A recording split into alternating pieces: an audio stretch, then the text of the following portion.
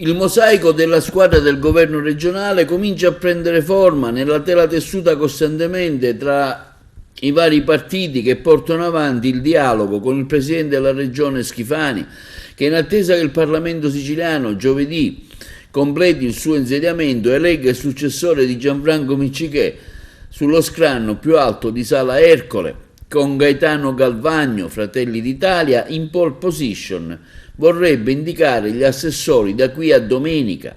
Donna e tecnico di settore, il profilo più accreditato dalle indiscrezioni per l'assessorato alla salute, ma anche sulle altre deleghe si cerca la quadra. Schifani però non vuole che l'eccezione del tecnico in giunta si accrediti come regola. Il pressing romano del ministro dell'agricoltura Francesco Lollobrigida per Francesco Paolo Scarpinato, per esempio, è uno dei tanti nodi che Schifani dovrà sciogliere.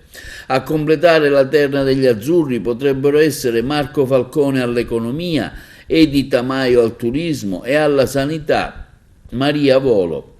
La Lega è pronta a designare Luca Sammartino all'agricoltura, oltre a Vincenzo Figuccia che come 5 anni fa torna a chiedere l'assessorato alla famiglia. Per l'Agrigentino onorevole Roberto Di Mauro, impredicato di andare all'energia, ai rifiuti e Nuccio Albano della nuova DC alle attività produttive, mentre sempre per il partito di Cuffaro l'altra delega andrebbe ad Andrea Messina di Catania, che chiede o gli enti locali o la formazione lavoro. L'assessorato al territorio e ambiente potrebbe toccare l'agrigentina Giusy Savarino, con i meloniani che contano di mandare in giunta anche Elvira Amata, Alessandro Aricò e Giorgio Assenza. Fratelli d'Italia potrebbe toccare anche infrastrutture e lavori pubblici e delega per cui si torna a parlare del ripescaggio di Ruggero Razza o addirittura di Elena Pagana.